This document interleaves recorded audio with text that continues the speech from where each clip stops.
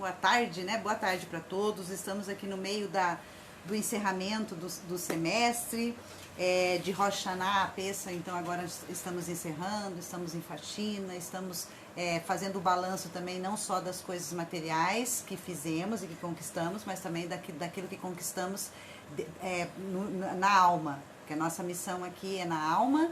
E a gente tem que também, a faxina de Pêssego, ela não pode estar concentrada somente nas coisas materiais, na nossa casa, o que vamos comer nesses 8 dias, como que vamos, como que a nossa casa vai estar bem apresentável, né, para Pêssego.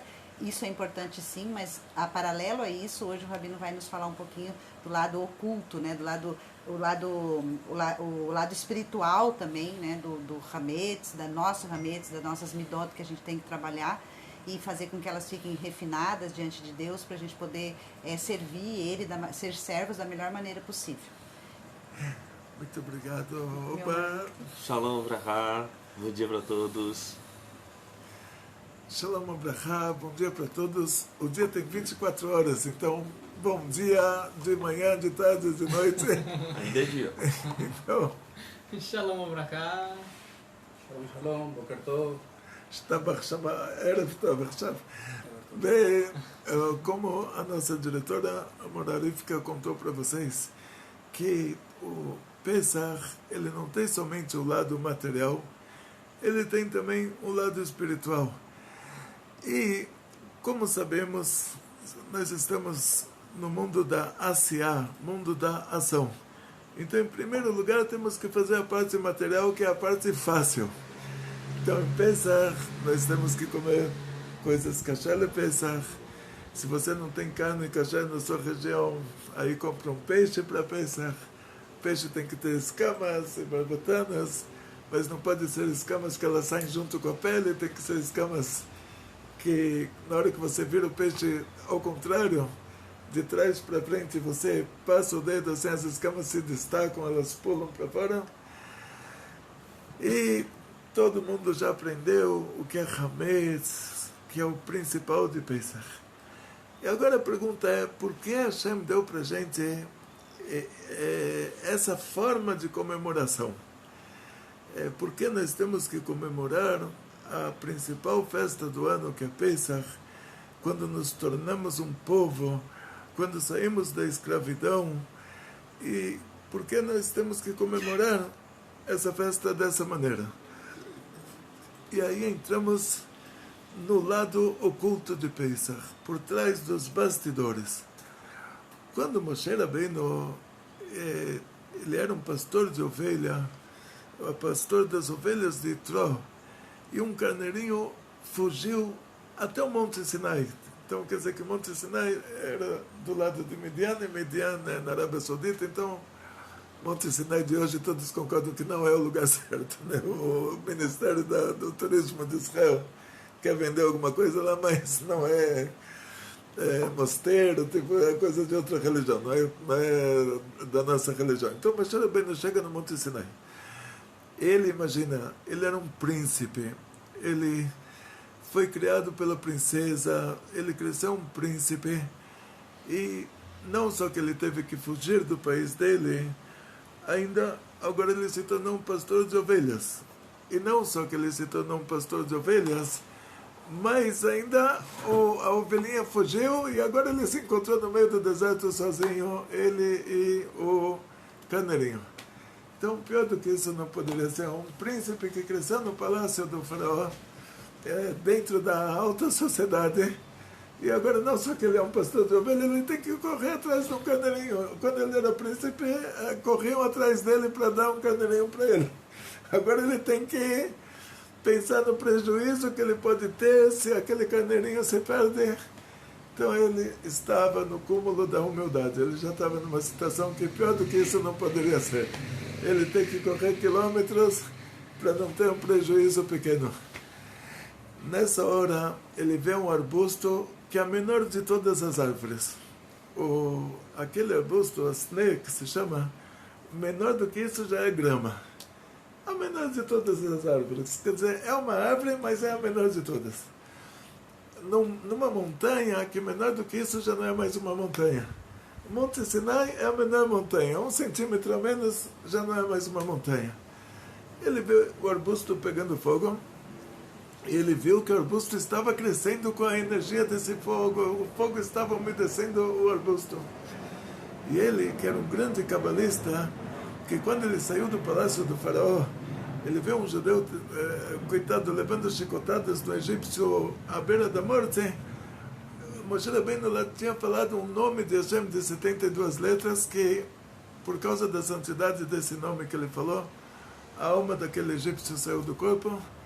E Moshe Rabbeinu era um grande cabalista. Hoje a gente não conhece, não sabe esses nomes de Hashem, a gente não tem essa, não chegou até nós. Até o Rebbe com certeza chegou. Até o Rebbe de Lubavitch. Sabe.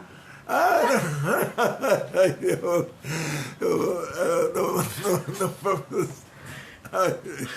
Eu sei que existe isso. Eu sei que existe, mas não sei. Aí hoje a gente não consegue pronunciar também. Não adianta saber, não adianta pegar por escrito. Mesmo se a gente lê, a gente não lê certo. A gente não sabe a pronúncia deles. De qualquer maneira, o Moshe Rabbeinu nessa situação, ele era um grande cabalista. Ele entendeu que aquilo que estava acontecendo do arbusto crescer no mérito do fogo, o fogo está regando o arbusto. Não consumindo, não destruindo, mas dando vida para o arbusto. O arbusto estava crescendo por causa do fogo. Moshe Rabbeinu entendeu que isso só pode acontecer em um nível espiritual chamado de Keter, que é o mais alto de todos os níveis, acima de Atzilut. Moshe Rabbeinu, ele sabia disso, que estava acontecendo lá a revelação do Keter, e a consequência disso nesse mundo material é que o fogo estava dando vida para o arbusto. Então, por isso que Moshe Rabbeinu se aproximou para ver o que está acontecendo. Ele não era um bobinho assim que qualquer arvorezinha pegando fogo, ele ia ver o que aconteceu. Ele correu quilômetros atrás do carneirinho. De repente ele fala, gente, está pegando fogo aqui, deixa eu ir lá ver. Ele não era um bobinho desses. Até aqui, se você faz uma fogueirinha no meio da rua, ninguém vai correr para ver. O que ele correu para ver é que ele viu que o arbusto estava crescendo, estava se desenvolvendo, estava recebendo vida do fogo. Ele falou, aqui está acontecendo a revelação do Keter. E a consequência disso é que nesse mundo material acontece uma coisa assim. Ele se aproximou do arbusto e ele ouve a voz de Hashem, um chamado divino. Então Deus escolheu para se revelar para Moshe, escolheu Moshe Rabbeinu no nível mais humildade possível imaginável dele. Quer dizer, Deus não se revelou para Moshe quando ele estava no palácio do faraó, e nem depois que ele saiu do palácio do faraó. Hashem se revela para Moshe aqui nesse lugar onde Moshe está se sentindo o mais zero dos zeros. Coitado, o príncipe agora tem que correr atrás de um carneirinho e para não ter um prejuízo pequeno e correr quilômetros no meio do deserto. Então, Hashem se revelou para Moshe quando Moshe estava no cúmulo da humildade dele. E Hashem se revelou na menor montanha, na menor árvore, e lá aconteceu a revelação divina. Isso vem nos mostrar que nós temos que manter um perfil, nós temos que ser uma montanha, nós temos que ser uma árvore, mas junto com isso nós temos que ter o cúmulo da humildade, nós temos que ser humildes. Então, humildade no judaísmo não é você falar, eu não sou uma montanha, eu não sou uma árvore. Humildade no judaísmo é você saber que você é uma montanha e você continuar sendo uma montanha, mas saber que você é uma pessoa pequena. Como isso se refletiu em Moshe Rabbeinu? Moshe Rabbeinu, ele imaginou assim, Hashem me escolheu para tirar o povo de Israel do Egito. E se Hashem tivesse escolhido outra pessoa, a outra pessoa faria isso muito melhor do que eu. Assim ele imaginou, Hashem me escolheu para tirar o povo de Israel do Egito, eu vou lá, eu faço, porque Hashem mandou. Mas se ele tivesse escolhido outra pessoa faria melhor. E assim, ele nunca se considerou. Ele fez o que precisava. Então nós, como judeus, por um lado, nós temos que ter nosso perfil. nossa nós temos orgulho que de ser judeu. isso, Orgulho, né? isso, nós temos que manter a nossa, como se fala em português, manter a nossa Linha. A nossa linha é lutar pelos nossos ideais, mas junto com isso com muita humildade. E assim começa a saída do Egito. Hashem se revela para Moshe dessa maneira, e Moshe pergunta para Hashem, se o povo de Israel perguntar qual é o seu nome, o que eu vou dizer? E essa pergunta é absurda, porque Moshe Rabbeinu não sabia o nome de Hashem. Ele tinha falado o nome de 72 letras, então ele sabia todos os outros também. Então, quer dizer, ele não sabe agora qual que é o nome de Deus. Ele saiu do Egito, ele fugiu do Egito por causa disso. Então, a gente vai lá, ele sabia todos os nomes de Hashem. Ele matou um homem porque pronunciou o nome. Pronunciou o nome que aconteceu tanta santidade lá que a alma saiu do corpo. Então, se ele sabia esse nome, imagina todos os outros nomes de Hashem ele sabia. Então, o que quer dizer nomes de Hashem? Então, nomes de Hashem, assim, quando Deus se revela num nível mais baixo é chamado Malchut. A Sefirah, a revelação divina na Sefirah chamada de Malchut. Esse nível, Deus é chamado nesse nível de Elohim. Então, o Yosef, quando desceu para o Egito, o faraó contou o sonho que ele teve. O faraó era o mago dos magos. E o faraó sabia que aquele sonho era verídico. Ele sabia que quando ele sonhava besteirinhas e quando ele sonhava uma coisa séria. Ele sabia que aquele sonho era uma revelação divina. Então, o Yosef falou para o faraó, Elohim Yanet Shlom Paró. Assim, Deus vai falar qual vai ser a paz do faraó, quer dizer, o que vai acontecer com o faraó numa linguagem delicada, né? O Elohim Yanet, Hashem, ele vai responder, ele vai Shlom Paró, a paz do faraó, quer dizer, uma expressão para dizer, olha, Hashem, nesse nível de Malchut, ele vai se relacionar a você. Quer dizer, para você, faraó, o nível de revelação divina, muito obrigado para nossa querida não pode faltar orar. Judeu, né? Isso aqui é um esquema da Sefirot. Não quer dizer que quando a gente chega no mundo de cima, você pede lá para fazer um turismo para olhar a praça da Sefirot. É um esquema dessas forças, essas emanações divinas. E nesse esquema, o Malchut é a Sefirah que ela se encontra mais embaixo. Então, quando Deus se revela para a gente no nível de Malchut, ele se revela com o nome de Elohim. E isso o faraó sabia o que era, porque Yosef tinha falado para o faraó, Elohim Yanet Shlom Paró, Deus vai te ajudar, vai responder a sua paz, que é uma expressão para dizer assim, vai te falar que vai acontecer de bom para você, mas Deus vai te responder num nível de Sefirat Malchut, que aí é relacionado ao nome Elohim. Sendo que esse é um nível mais baixo, é o nível de Deus ajuda a quem se ajuda. Você trabalha, a gente te dá a bênção, você ganha um salário. Você cuida da saúde, a gente te dá a bênção, você tem muita saúde. Ou seja, você ara a terra, a gente manda a chuva. A gente vai chover. Agora tem outro nível que é o contrário. Deus ajuda a quem não se ajuda, e se você se ajudar, você vai estar atrapalhando. É quando a comida cai do céu. Se você ara a terra, você faz um buraco, você ficou sem comer, que a comida caiu no buraco.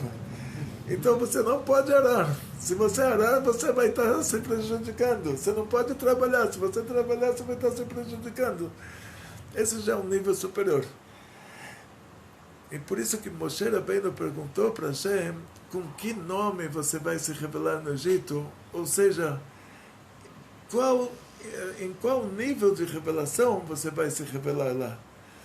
E Hashem falou para ele um nome com Aleph, depois Rei, depois Yud, depois Rei, que diz o Arizal, esse nome se refere à Sefirah chamada de Keter, que é a mais alta das Sefirot. Aqui nesse esquema é a que está mais em cima. E Mas o esquema é só um esquema, não é que a Sefirot você vai olhar lá em cima e vai ver. É tipo um esquema de sincronização entre as Sefirot. E esse esquema está dentro da gente também. Então, dentro de nós, nós temos o nosso curso de 10 Sefirot, Patach Eliyahu, vamos depois acrescentar, fazer uns acréscimos nesse curso de detalhes. Mas então, por enquanto, vocês vejam o curso inteiro, depois vamos colocar mais detalhes. Então, quando aconteceram as 10 pragas no Egito, cada uma das 10 pragas está relacionada a uma dessas frotas de baixo para cima. Então começou a praga do sangue, começa do Malchut. Da mesma maneira que Yosef falou para o faraó, Eloquim Yanes Shlom Paró, quer dizer que a revelação divina para o faraó foi por meio desse nome Eloquim, e isso tem a ver com a interação humana na ajuda divina. Quer dizer, você se ajuda, você recolhe o trigo durante os 7 anos bons, você vai ter o que distribuir nos 7 anos ruins. Mas se você não recolher o trigo nos 7 anos bons, você não vai ter trigo para distribuir nos 7 anos ruins. Quer dizer, a ajuda divina depende da interação humana. Então, o rio Nilus, ele representava esse aspecto da Parnassá, do sustento do Egito. Parnassá para sustento é que no português não dá para encaixar. Eu entrei na história da língua portuguesa. Entrei no site da língua portuguesa. Português é falado na Guiné-Bissau, na Guiné Equatorial, e no Moçambique, Angola e Timor-Leste. E no fim eu vi que na maioria desses países o português, mesmo sendo língua oficial, não é a língua falada por 90% das pessoas. E aí eu entendi, porque na hora que a gente vai falar uma palavra, a gente tenta encaixar o significado, essa trava. Mas, então quando você traduz Parnassá como sustento, eu não vou falar para minha filha, você está levando o seu sustento para a escola? Você colocou o sustento na mochila? Então, mas combina, né? Não, a gente não, o português é uma língua que falta pedaços, não sei, falta. De qualquer maneira, a gente faz o máximo, né? Então, no caso do Rio Nilus, o Rio Nilus trazia toda a economia, era responsável pela economia do Egito. Então, você fala a palavra economia em português, não é para dançar também.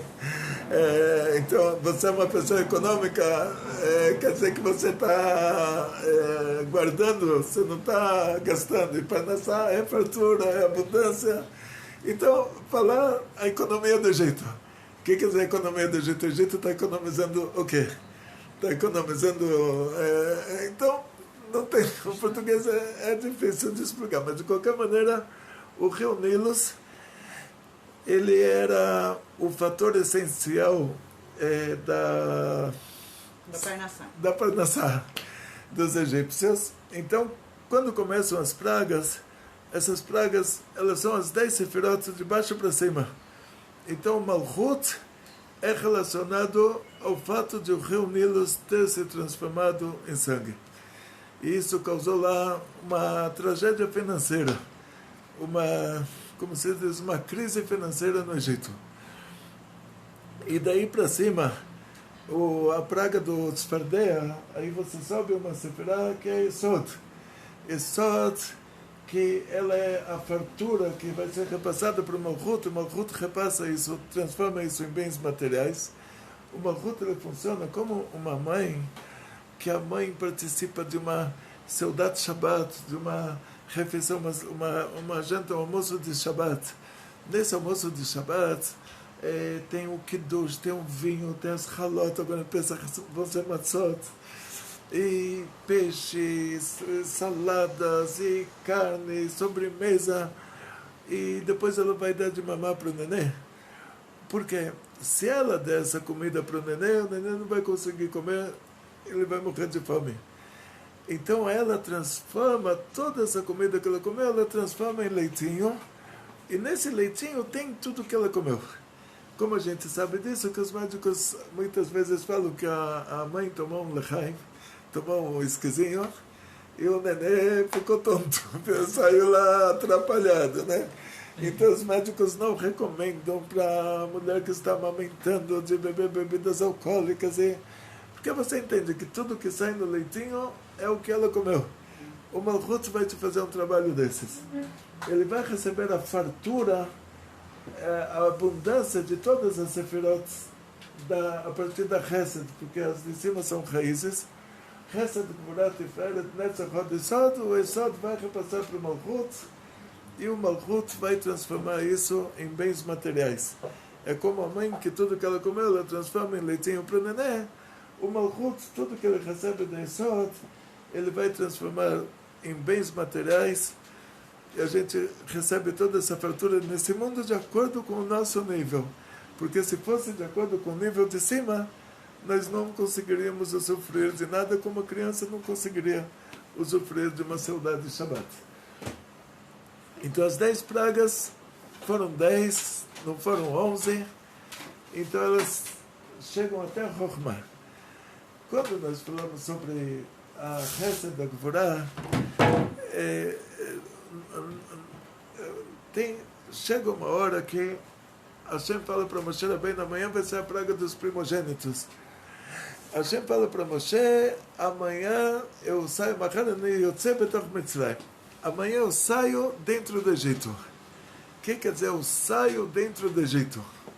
Ou você sai, ou você está dentro. O que quer dizer eu saio dentro?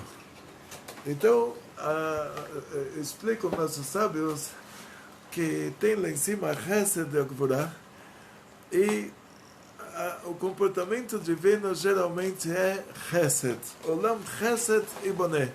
O mundo de bondade Hashem faz. Hashem vai criar. Então Hashem está recriando o mundo a cada instante de acordo com a sefirá chamada de Chesed. Para Hashem fazer uma praga, ele tem que sair da Chesed, tem que apagar. Apagar Chesed, tipo o farol no semáforo. O semáforo verde desligou e agora é aceso o semáforo, farol vermelho. A gente chama aqui farol em São Paulo, mas tem lugares que é semáforo, sinal, não sei. Então o semáforo, para acender o vermelho, o verde tem que desligar. Sendo que o comportamento divino ele é sempre chesed, é sempre bondade, para mudar de canal, para passar para Gvorá, para passar para a rigidez, a gente tem que se ocultar na chesed. Então, o farol, o semáforo verde desliga e acende agora o vermelho. Então, Hashem se oculta na chesed e ele agora se revela na Gvorá. E Hashem falou para Moshe Rabbeinu, amanhã eu saio dentro do Egito. Quer dizer, eu saio da chesed, me revelo na Gvorá e vai acontecer essa tragédia aqui dentro do Egito por causa disso. Essa seria a última praga. Então, essa é a receita das pragas, que sempre para Hashem fazer a praga, ele tem que se ocultar na chesed e se revelar na Gvorá. Agora chega na 11ª praga, e nós sabemos que tem somente 10 sefirot. Então terminaram as 10 sefirot, terminaram as 10 pragas, o povo de Israel chega na beira do Mar Vermelho, e nós sabemos que as 10 pragas, a Hashem não pode fazer uma coisa simultaneamente, ele tem que fazer, apagar, se ocultar na chesed para se revelar na Gvura para que a praga aconteça. E agora o povo de Israel estava acampado na beira do Mar Vermelho. Yam Suf, a palavra Yam Suf, a maioria dos poskim, a maioria dos sábios dizem que é o Mar Vermelho. Uma minoria diz que é outro lugar, mas pela maioria é o Mar Vermelho. Eles não atravessaram para a península do Sinai, porque pelo número de horas que eles passaram lá dentro, se você fosse andar a pé daquele lugar onde eles estavam até a península do Sinai, iria dar vários dias. E sendo que eles só fizeram essa travessia 12 horas, quer dizer que eles não chegaram do outro lado, eles voltaram para o mesmo lado. Então, quer dizer, o único motivo que o mar se abriu foi para salvar eles dos egípcios, não foi um atalho. Não foi um caminho para chegar em algum lugar. Isso, eles voltaram para o mesmo lugar. Eles só deram uma volta, meia volta assim, meio círculo dentro do mar, voltaram para o mesmo lugar. Todo o povo de Israel estava acampado na praia. Hashem fez um milagre, veio um vento oriental muito forte, quente e forte. Ruach Kadim Azah. Um vento veio do Oriente, um vento, a palavra Az quer dizer assim, forte, assim, não mais me falta a palavra em português, mas Ruach Kadim Azah, quer dizer, Pesado, forte. Bem intenso, vamos dizer intenso. A palavra azul está traduzida, geralmente quando você fala, se refere a pessoa, você fala uma pessoa muito corajosa, quer dizer, é uma intensidade, uma força, intensidade. Então, todos os pintores imaginam se eles desenham a travessia do Mar Vermelho, que veio, como a Torá descreve, que veio um vento oriental quente e forte. Então eles te desenham assim um mar aberto em duas partes e todas as pessoas andando alegremente entre as duas partes. Aí essa semana teve ciclone no Mississippi, né? Então você imagina, a água com certeza deve ter se aberto, mas se a água se abre por causa do vento, as pessoas que estão no meio, elas vão para longe. Elas não têm como andar no meio. Se o vento é tão forte que ele está fazendo, ele transformou o mar em duas paredes, não tem como entrar dentro. Quer dizer, eles deveriam desenhar assim, um lado do mar, outro lado do mar e no meio vazio. Porque se você coloca uma coisa lá no meio, essa coisa boa. Então, quer dizer, a abertura do Mar Vermelho aconteceu somente para salvar o nosso povo. Ela aconteceu por meio de 12 túneis dentro da água, porque se eles passassem por cima, eles voariam.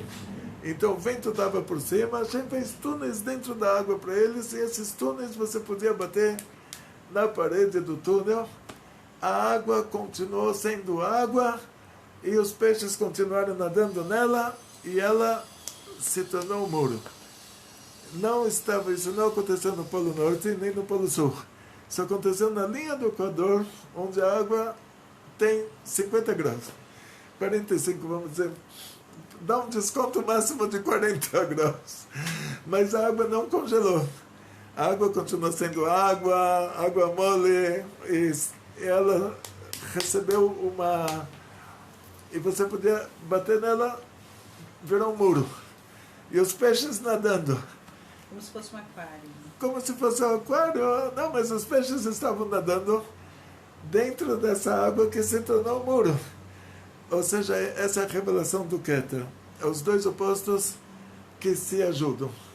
No lugar de um oposto prejudicar o outro, no lugar do fato de a água ter se tornado um muro, isso paralisar os peixes, a água se tornou um muro e os peixes continuaram alegremente nadando dentro da água. Para nós isso era um muro, para eles era água normal.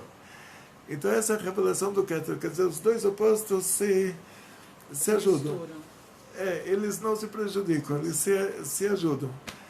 Então, por causa disso, nessa abertura do Mar Vermelho, que aconteceu a revelação do Keter, que vai ser a 11ª, já que já tinha acontecido 10 pragas, então o que está acima das 10 sefirot é o Keter. Então, por causa disso, a abertura do Mar Vermelho era a revelação do Keter, e por isso, o que foi um milagre para nós, que nos salvou a vida, foi a morte dos nossos inimigos que queriam nos assassinar, que eram os egípcios. Mas a mesma coisa, não é que Deus teve que sair da Chesed para se revelar na Gvurá para nos salvar dos egípcios. A própria Chesed já fez com que eles morressem. Isso só acontece no Keter. Quer dizer, o próprio milagre que o mar se abriu para a gente já fez com que eles desaparecessem. Isso é a revelação do Keter. Então, esse nome que Hashem falou para Moshe no começo, Aleph, Yud, depois Rei, depois Yud, Aleph, depois Rei, depois Yud, depois Rei, é a revelação divina no Keter. Por isso que, quando Moshe perguntou para Hashem, se me perguntarem o seu nome, o que eu vou dizer? Então Hashem falou para ele esse nome, que começa com Aleph, depois Rei, depois Yod, depois Rei. Porque Moshe Rabbeinu estava perguntando, se me perguntarem em que nível de revelação você vai se revelar lá, aí Hashem falou, vou me revelar lá com o mais alto nível de revelação. E aí dizem nossos sábios, aonde você encontra a grandeza de Hashem, você encontra a humildade dele. Então, por isso que toda a comemoração da festa de Pesach, ela vai ser baseada nisso. Hashem poderia dizer, olha, o dia da independência. Nos tornamos um povo independente. Vai ver o dia da independência da China ou dos Emirados Árabes e você vai ver que todos os soldados vão estar marchando com o nariz para cima, com a baioneta, com a, não sei, a espada, com todo mundo se exibindo. Dia da independência. E o nosso dia da independência, o que é? A gente não pode comer. É a festa da Matzot. É a festa da Matzot. A Torá Matzot, não cabeça. Isso, a festa da humildade. Festa da humildade. Então, o Hametz, quando você mistura farinha com água, aí ela começa a crescer. Aí você fala, pera, tinha aqui 1 centímetro, agora na mesma quantidade de farinha e água que eu coloquei, já virou 2 centímetros. De onde apareceu mais 1 centímetro? É um cheque sem fundo. A mesma quantidade que eu coloquei agora tem 3 centímetros. De onde apareceu isso? Continua pesando a mesma coisa. Eu sei que tem a mesma farinha, eu sei que tem a mesma água, mas a aparência já ficou um cheque sem fundo com 0 a mais. Até que fica desse tamanho. Aí ficou um cheque sem fundo com 3 0,00 a mais. Mas continua o mesmo peso, a mesma quantidade de farinha e a mesma quantidade de água que tinha desde o começo. Mas a aparência é de que tem muito mais farinha, muito mais água do que você colocou. Isso é o Hametz. O Hametz é um cheque sem fundo. Deus fez a gente, pegou uma alma divina lá de cima, que é o cúmulo da humildade. Quanto mais próximo a Hashem, mais humildade. Diz Avraham Avinu, ele falou, Anochi Afar Ve'efer, eu sou pó e cinzas. Por quê? A diferença entre a Chesed da Kedushá e a Chesed da Tumá vai ser isso. O nosso patriarca Yaakov, ele falou, Katonti mikol hasadim mikol emet. Eu fiquei pequeno por causa de todas as bondades que Hashem fez para mim, de toda a verdade que Hashem fez. Então, quer dizer que quanto mais bondades Hashem fez para o Yaakov, ele sentiu a presença divina. Ele, do lado de Deus, ele sente que ele é um nada. Então, você do lado de uma formiguinha, você sente que você tem 1,70 m. Mas você do lado de uma coisa muito alta, aí você sente que você é menor. Imagina do lado de Deus, você de repente te acontece um milagre, você fala, Hashem está aqui. Então eu do lado de Deus, eu sou muito pequenininho. Então o Yaakov, ele falou, Katonte, cada vez fiquei menor. Cada milagre que Hashem fez, me lembrei que Hashem está aqui do meu lado, me senti menor. Por causa que estou do lado de alguém que é maior do que eu. Então, o Avraham Avinu a mesma coisa. O Ismael, que era a Chesed da Klipá, quanto mais Hashem ajudou ele, mais ele se sentiu que, olha, Hashem está me ajudando e não está te ajudando. Olha, eu sou mais importante do que você, porque se você fosse mais importante do que eu, Hashem te ajudaria, não me ajudaria. Então olha, quanto que eu sou grande. Quanto mais Hashem ajudou ele, mais ele se sentiu grande. Você vai para a Arábia Saudita, eles têm petróleo, eles se sentem donos do mundo. E, na prática, imagina, então, que a gente está falando sobre a revelação divina. Nossa alma vem do mundo de Atzilut. Começa na Chokhmah de Atzilut, depois ela passa por um Ibur, tipo uma gravidez espiritual, no Malchut de Brial, no Malchut de Yetzirah, no Malchut de Asiá, até a alma mais baixa. Por isso a gente fala, tem uma alma mais elevada, uma alma mais baixa, de acordo com esse Ibur, essa gravidez, vamos dizer assim. E do Malchut ela desce para esse mundo. Malchut que seria a última Sefirah. E é como a mãe dá a luz ao filho, depois a mãe repassa a parnassá para o filho, né? O leitinho para o filho. Então, na prática, a nossa alma, por natureza, ela tem essa humildade. E quanto mais ela sente proximidade a Hashem, mais essa humildade se desperta nela. Por isso falamos, a alma que tu me deste é tudo. Isso tem que se lembrar sempre. Neshama Shenatata Biteorai. Então, e aí que está escrito Ataberatata, etc. Está se referindo ao nível dela, que ela recebe o que a gente falou na aula anterior. Uma parte de cada mundo, uma parte do Keter, uma parte de Atzilut. Um nível do Keter, um nível de Atzilut, um nível de Briah, um nível de Yetzirah, um nível de Asiyah. De qualquer maneira, Hashem escolheu para a gente, nesse nosso dia da independência, para a gente se lembrar que nós não somos o cheque sem fundo que Hashem nos escolheu dentre todos os povos. Cada povo, no dia da independência dele, ele se exibe o máximo possível, e eles levantam o nariz e mostram que eles são muito fortes, eles têm muitas armas, eles têm muita capacidade. E a gente, no dia da nossa independência, nós vamos ter que comer matzah, para nos lembrarmos que nós não somos um cheque sem fundo. O que a gente vale de verdade, que a gente colocou, nós somos a alma que vem lá de cima. Hashem colocou a gente num corpo, que esse corpo, porque Hashem escolheu fazer o nosso corpo de terra? Vamos lá. Você dá uma beliscadinha, você vê que não somos terra.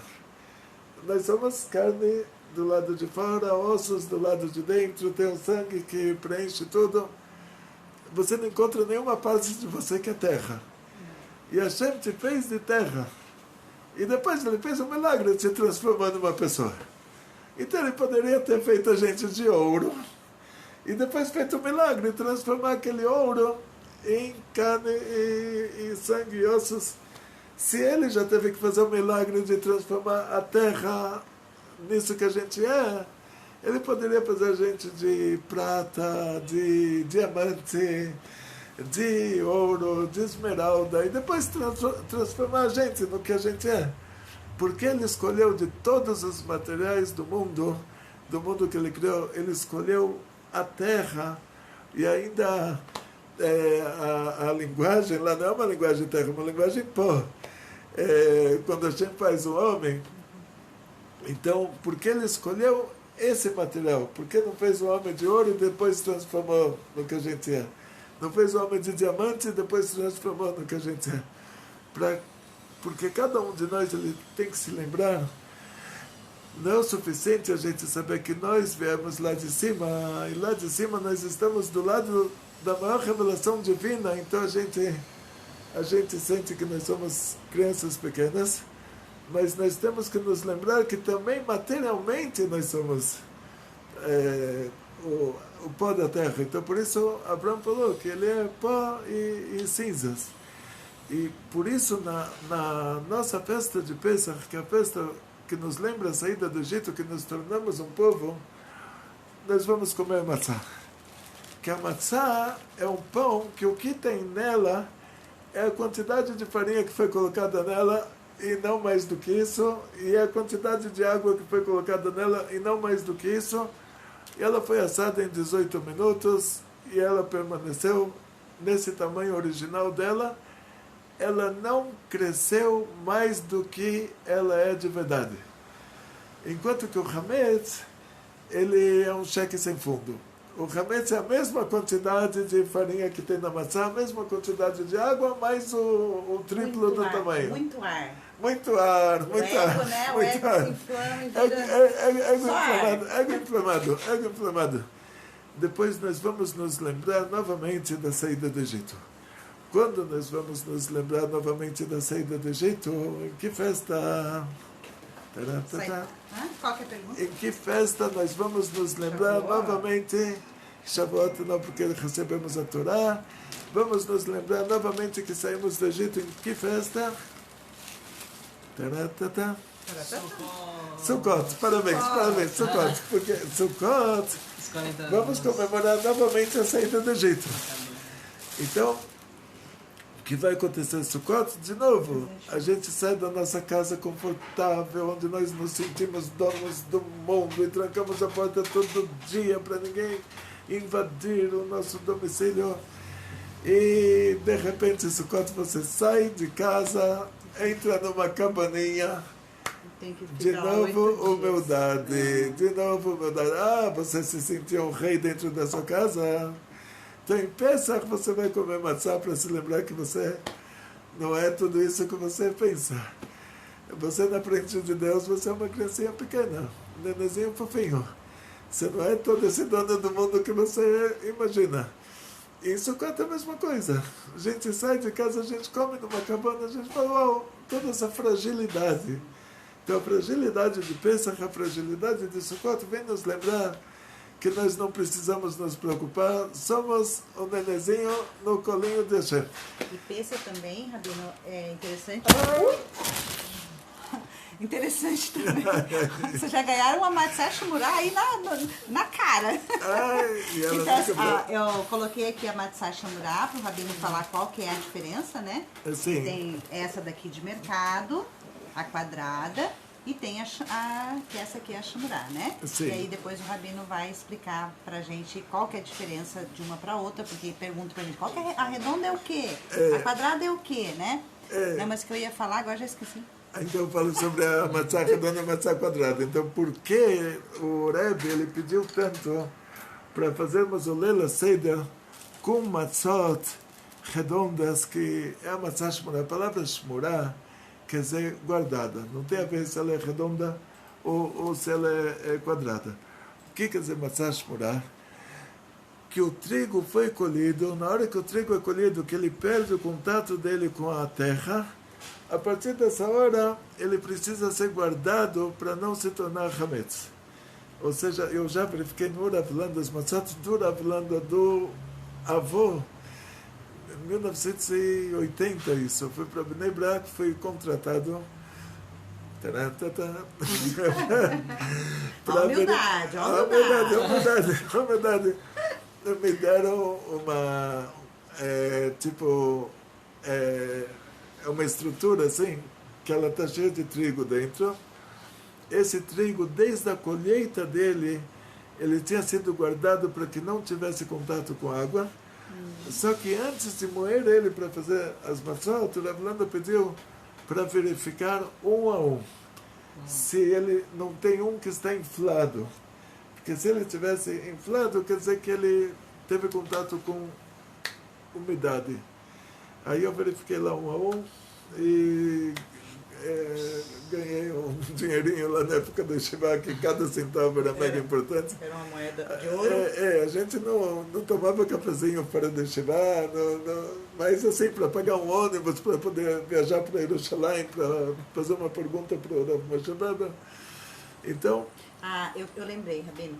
Por exemplo, assim, o que me agrada em Pessa é a simplicidade, é os 8 dias, né? Aí as pessoas... A gente se prepara, logicamente, para esses 8 dias, mas, assim, tem muita simplicidade nos 8 dias. Não sei se o Rabino concorda comigo. A simplicidade que você está, assim, com a cozinha desobstruída, você não tem aquele monte de coisa e monte de compra, que normalmente a gente, né, dá aquela, durante o ano todo, a gente dá aquela ênfase, né, de comida, fartura, não sei o quê. Aí chega a Pêssaro, a gente se liga nos legumes, come o que tem, reza muito, estuda muito, e então essa simplicidade me agrada, essa casa mais vazia de coisas materiais e mais cheia de estudo de Torá, de coisas simples, uma sopa na mesa, com muita verdura já sustenta todo mundo. Então isso é uma coisa que me agrada, assim, que eu acho assim, que se fosse o tempo todo assim, eu viveria numa boa, sabe, sem problema. Parabéns. Olha, muito bom. Então, voltando para a nossa matzá redonda e a matzá quadrada. Vocês podem ver que essa matzá quadrada, ela vai ter a ashgachá, selinho do Rabino, que ela é uma matzá kasher le Pesach, está escrito, porque tem a fábrica que faz a matzá para Pesach, durante o ano eles também fazem matzá para o dia a dia, que não é kasher para Pesach. Depois eles kasherizam as máquinas e fazem só para Pesach em 18 minutos. E durante o ano eles fazem uma matzá que não é kasher. Então no selinho do rabino tem que estar escrito que é kasher de Pesach. E se aqui tem o Rabbanut Yerushalayim, tem o OU, Orthodox Union, então é kasher nos Estados Unidos, é kasher em Israel. Então por que nós precisamos da matzá redonda, porque ela é muito mais cara? A nossa nós compramos do Chabad da Ucrânia, que foi o lugar mais barato. Vamos mostrar aqui a caixa.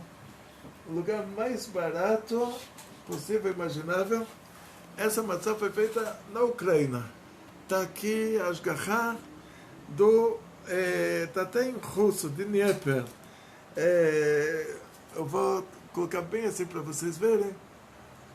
E até o ano passado eu comprei essa matzá da Ucrânia. E esse ano eu fiquei com medo que não tivesse, eu teria que pagar o dobro do preço. Mas, graças a Deus, eles continuaram fazendo, mesmo abaixo de bombardeios, abaixo de mísseis, abaixo de drones iranianos, eles continuaram. O Irã está vendendo armamento para a Rússia, imagina o nível que eles chegaram. Você não ouviu nunca uma coisa dessas? A Síria vender armamentos, o Egito vender armamentos. O Irã é um perigo para o mundo. Então, os judeus lá fazendo as matzot, os drones iranianos caindo. Então, qual o motivo que a gente precisou comprar essas matzot redondas para o Leila Seder, pelo menos? Que o Rebbe pediu pelo menos para o Leila Seder para usar matzah redonda. Agora, se você não conseguiu, pega leve. Mas... É claro que o Rambam, ele diz que você tem que morar sempre numa cidade que tem os sábios, tem estudo de Torá, tem 10 pessoas estudando Torá, tem a sinagoga, tem a escola para as crianças, Melamed Tinokot. Então aqui no Brasil você tem São Paulo, Rio de Janeiro, tem alguns lugares que você encontra essa estrutura. Então para a gente foi fácil, assim, ir do Bom Retiro até os Jardins, comprar as matzot lá e trazer para o Butantã. Mas se você se encontra na Rondônia, vai saber que lugares em Mato Grosso, não conseguiu uma matzah redonda, pega leve, não é o fim do mundo. Mas qual o motivo que o Rebbe pede para fazer o Leila Seder com a matzah redonda? Porque nossos sábios, quando eles determinaram essa quantidade de minutos que levaria para farinha com a água fermentar, eles determinaram baseado na matzá feita à mão, na matzá artesanal. Sem máquina. Sem máquina. Então, talvez, se tivesse a máquina na época deles, eles determinariam um espaço de tempo menor. Então, sendo que o espaço de tempo de 18 minutos foi determinado para matzá artesanal, que é feita totalmente à mão do começo ao final, então o Rebbe pede pelo menos para o Leila Seder usa essa matzá artesanal. Agora, a matzá de caixa, ela está escrito kasher de Pesach, é kasher para Pesach.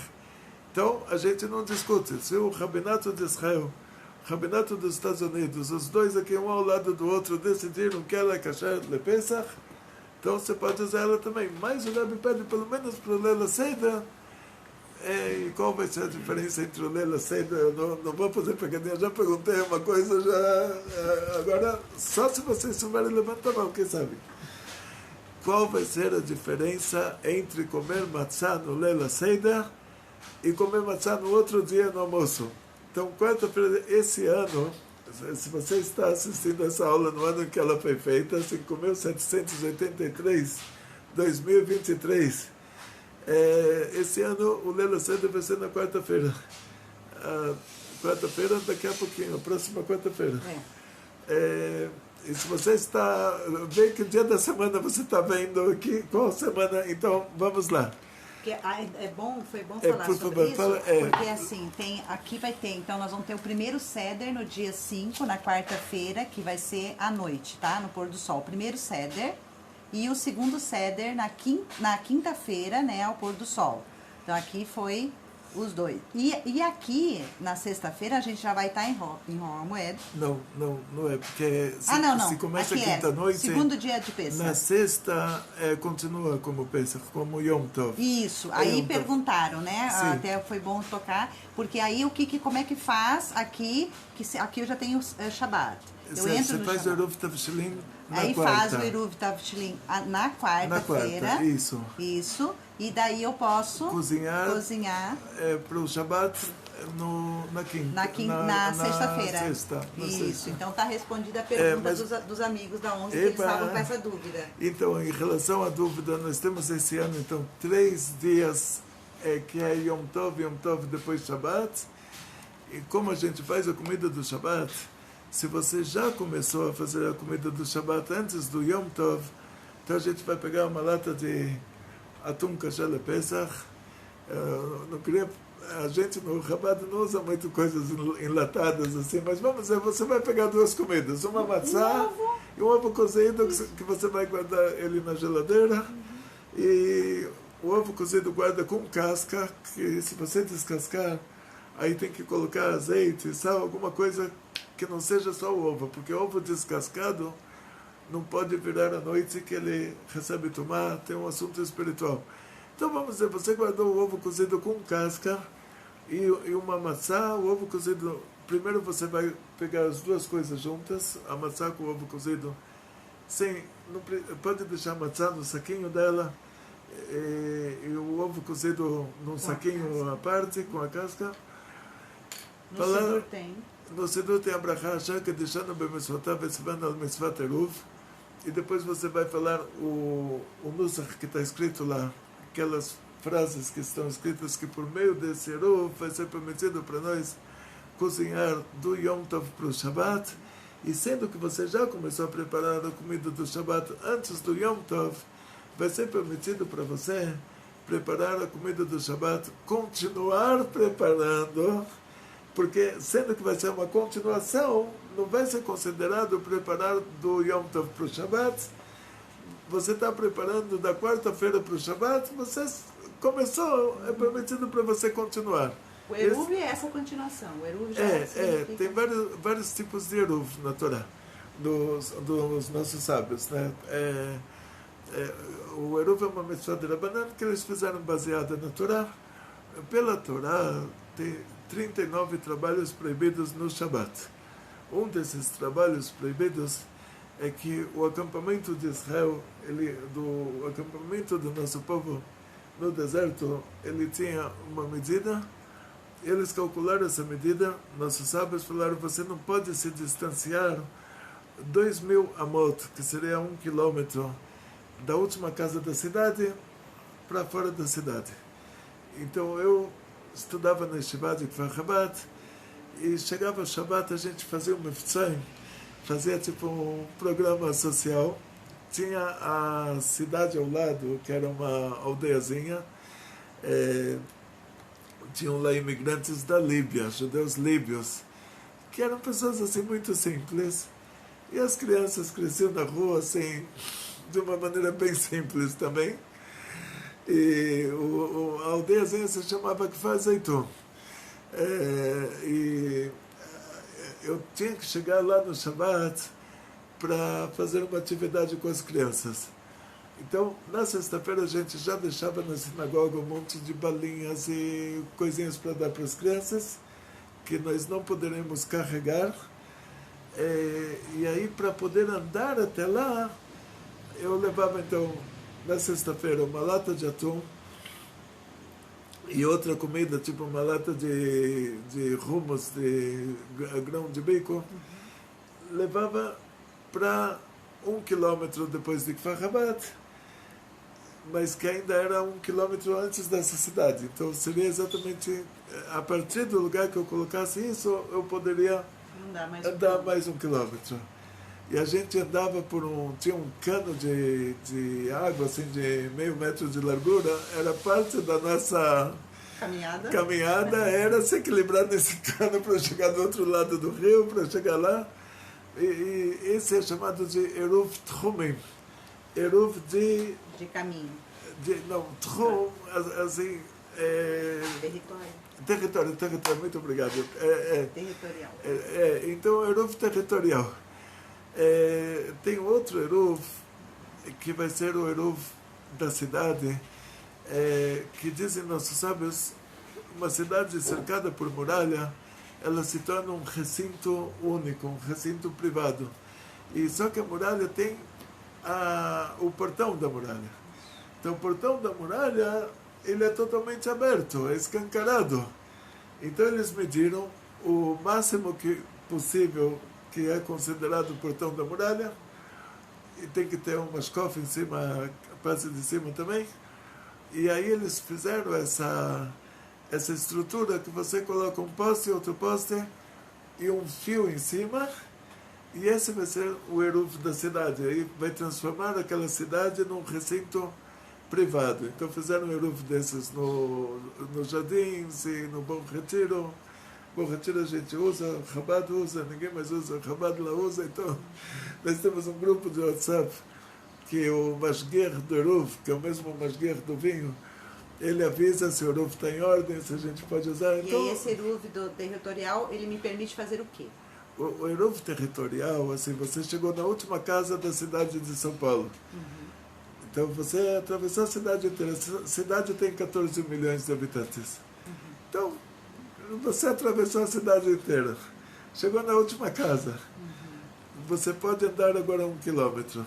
E esse Eruv que tem lá aí dentro? O Eruv vai te dar o direito a andar a partir do lugar que você colocou ele. Então você andou 1 quilômetro, colocou ele lá 1 quilômetro depois, aí você pode andar mais 1 quilômetro, porque é considerado que naquele lugar você está comendo. Então, por causa disso, aquele lugar é considerado tipo mais uma casa na cidade. Certo. Daí eu também posso carregar algumas coisas. Não, carregar Pode você carregar não, nada. carregar não tem a ver com carregar. Para carregar tem que ser esse Eruv que ele reproduz o char, o portão da muralha. Então nossos sábios eles inventaram um portão ao lado de outro portão, ao lado de outro portão, ao lado de outro portão, ao lado de outro portão, ao lado de outro. É uma muralha feita de portões. Transforma o que tem dentro dela em recinto privado, e dentro do recinto privado você pode carregar. Então esse tem lá no Bom Retiro, nos jardins. E o que eu posso carregar então no Shabbat? Somente coisas que não são muktzah, coisas que você pode usar no Shabbat, como comida, livros, coisas que você pode usar no Shabbat. Está chovendo, por exemplo, posso carregar um guarda-chuva? Guarda-chuva é o motivo que é proibido construir uma tenda no Shabbat. É proibido você construir a tenda. Na hora que você abre o guarda-chuva, você está construindo uma tenda. Então até tem esse perigo às vezes que as crianças brincam, né? E as crianças pedem para você colocar um cobertor entre uma cama e a outra. Aí você tem que fazer esse cálculo também, você não vai estar construindo uma tenda. E lá em Israel tinha muito problema com isso, porque as pessoas falaram, pera, mas eu não vou morar embaixo do guarda-chuva. Mas tá bom, mas tem o mínimo da tenda. E o mínimo é esse. Então você vê que o guarda que está na porta de um prédio, ele tem um guarda-chuva, então ele está embaixo de uma tenda. Quer dizer... Está protegido, né? Tá de alguma protegido, forma ele não está se molhando, ele está protegido, então é uma tenda. Então o guarda-chuva você não pode levar, mas capa pode. Você pode levar capa na sacola, depois colocar ela, aquela capinha que cobre o carrinho do nenê, aí já tem que estar um tefar. O carrinho do nenê também daí? O carrinho do nenê tem que estar um tefar com a parte de cima dele, a cobertura, para não fazer a tenda, ela já tem que estar um tefar aberto, 8 centímetros. As medidas da Torá são todas assim, coisas visíveis. Na época da Mishnah, quem tinha uma régua era o Shammai. Shammai, o grande, ele era um engenheiro civil, um grande sábio, ele tinha uma régua. Agora, o pessoal comum não tinha uma régua. Então, nossos sábios deram todas as medidas em coisas que você pode calcular. Então, você começa que as comidas, né? Kazait, tamanho de uma azeitona. Kakotevet, tamanho de uma... Isso é a azeitona da época deles. Kakotevet, o tamanho de uma tâmara da época deles. Kabeitzah, o tamanho de um ovo. E o tefach, o tamanho da sua mão fechada. o Zeret é a mão aberta. Então todas as medidas dos nossos sábios são medidas visíveis. Então tem o agudel, é a largura do dedo, 2 centímetros. Aí depois os rabinos eles discutiram qual seria cada uma dessas medidas na prática, assim, colocando na régua, no peso. Então quando você fala, para falar um Birkat Hamazon, você tem que comer, então, isso o Rav Moshe Weber sempre falava, sendo que a mitzvah, e agora a gente vai voltar para o assunto da matzá, não pensem que eu esqueci, né? Vocês podem desviar um pouco a atenção, mas vamos ver quem sabe. Qual é a diferença entre comer a matzá esse ano na quarta noite no Leila Seidah e no outro dia no almoço? Por que o Rebbe pediu para comer a matzá redonda no Leila Seidah? Por que não no almoço do outro dia também? Isso, parabéns. Essa já foi fácil. O único dia do ano, e no Brasil, fora de Israel, os 2 únicos dias do ano que você é obrigado pela Torá a comer matzá é a noite do Seidah. Aí você vai falar uma brachá, por causa que você é obrigado a comer matzá, você vai falar uma brachá fora o Amotzi Lechem Minaretz, que é a brachá para comer um pão, nesse caso um pão que não fermentou, ou um pão no ano inteiro, um pão fermentado, ou em Pesach, o pão que não fermentou, mas que continua sendo chamado de pão, a brachá vai ser Amotzi Lechem Minaretz, que Deus tira o pão da terra. E em Pesach você vai ter no Leila Seidah, somente no Leila Seidah, você vai ter mais uma brachá. Por causa que você é obrigado a comer matzá no Leila Seidah, você vai ter uma brachá de Asher, Kedishanu, Bemitzvotav, Vesivanu, Al Achilat Matzah, que nos santificou com seus mandamentos e nos deu a ordem de comer a matzá. Por causa que Hashem nos deu a ordem de comer a matzá no Leila Seidah, então a gente tenta comer a matzá, que é a matzá que os nossos sábios determinaram, numa quantidade que pela Torá é considerada comer. Então, por exemplo, o ano inteiro, quando você come um pedacinho de pão do tamanho de um kazait, do tamanho de uma azeitona antiga, que é o tamanho de uma caixinha de fósforos hoje, você já tem que falar o Birkat Hamazon. Mas o mandamento da Torá você tem que rigorar. Então, sendo que o Leila Seidah é o mandamento da Torá, e também em Sukkot você comer o pão dentro da Sukkah é o mandamento da Torá, então nessas 2 ocasiões você não vai comer somente o kazait, você vai comer 2 kazait, que é o kabeitzah, ser o tamanho de um ovo antigo. Aí os rabinos da última geração, Rav Chaim Noé, por exemplo, você do Chabad em relação a isso, eles compararam essa quantidade de matzot que você vai comer no Leila Seidah, eles compararam isso, pesaram, compararam isso a medidas ocidentais, que é diferente dos Estados Unidos para cá. Lá é tudo... lá eles vão em libras, né? O peso é libras, e aqui o peso é quilos, gramas. Mas assim, o Rav Moshe Weber, para sair desse problema, sendo que você não pode pesar no Yom Tov, aí ele, antes disso, ele pesava, quebrava essa quantidade de matzá até chegar naquele peso certo, colocava num saquinho, e no Leila Seidah ele mostrava para todo mundo e falava: olha, essa quantidade você tem que comer rápido sem falar no meio. Então, tem que terminar de comer rapidinho assim. Meu mashpia, o Rav Moshe Weber, que eu viajava para fazer as perguntas para ele lá em Jerusalém. Então, Leila Seidah, eu sempre passei com ele. Ele mostrava para todo mundo um saquinho assim com a quantidade de matzot, ele falava ali uma quantidade dessas. Gente, o horário agora, essa aula valeu por 2, sessão pipoca. Essa aula aqui foi no horário de 2, então agradeço a todos que participaram da nossa aula, que eu chamei a vocês e a toda a sua família. Pesach Kasher V'Sameach, um Pesach Kasher e com muita alegria. lembrando que o marido não é Korban Pesach, não é o sacrifício de Pesach, e nem a mulher. Ninguém é. Lembrando que tem que fazer os trabalhos de Pesach com muita alegria, porque é uma mitzvah muito grande. Imagina se você caísse uma chuva de notas de $100 e você tivesse que fazer esse trabalho duro de pegar um saco de lixo e começar a colocar as notas de $100 dentro, e você não ia estar reclamando, você não ia estar reclamando, e mais $100, e mais $100, e aí eu aqui tenho que ficar catando.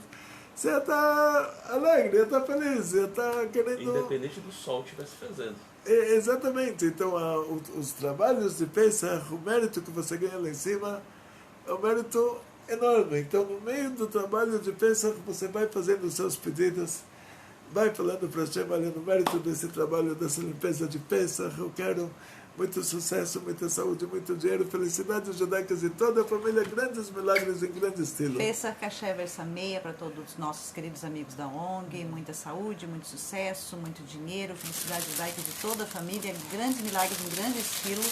E deixa as perguntas ali, o áudio ficou, a aula ficou 1h05, mas vai valer a pena, muitas respostas, muita coisa boa aí para vocês já colocarem aí no seu know-how de conhecimento alárrico de Pesach.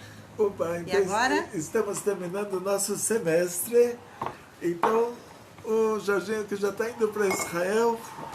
Música do Tate. Oba! Tati, Yiddish é papai.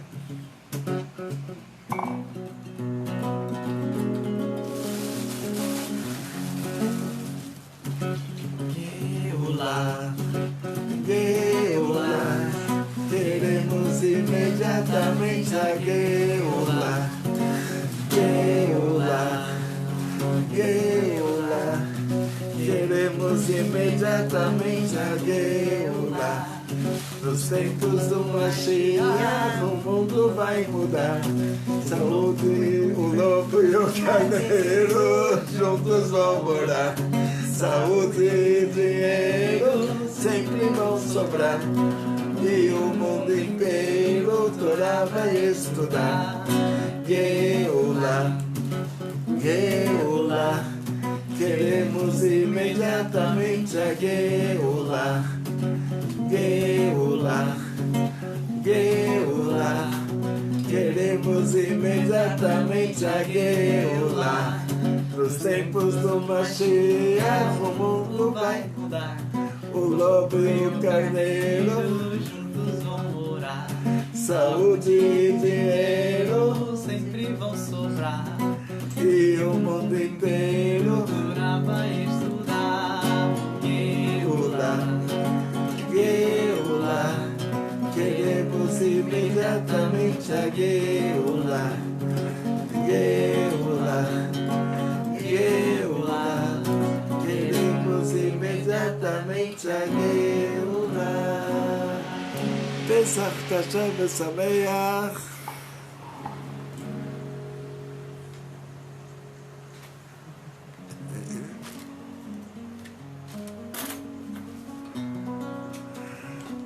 Kol Tov.